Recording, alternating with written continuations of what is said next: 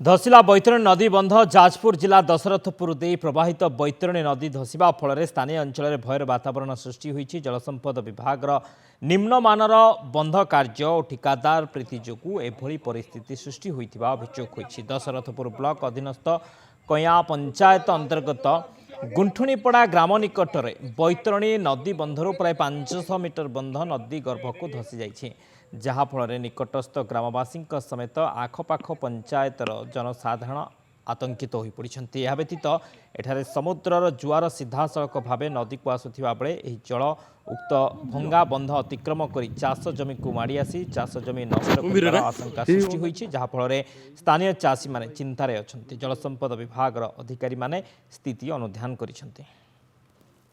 काम एत निम्नमानर जो काम होउची सेठी बार बार खाऊची सेटा पानीर मोड़टा नदीर मोड़टा सेठी बांक होईची नदीर मोड़ पानीटा सीधा सीधी आसी सेठी माड़ खाऊ सेठी स्पर टिके लंबा की हवा कथा से सब न करिकी किमिति बिल हब से चक्कर बिल करिकी से माने कौन कर ना काम को प्लेन देखला बेलू सुंदर कर दउचंती किंतु भीतर पत्थर रोनी जा फल के 3 बार है।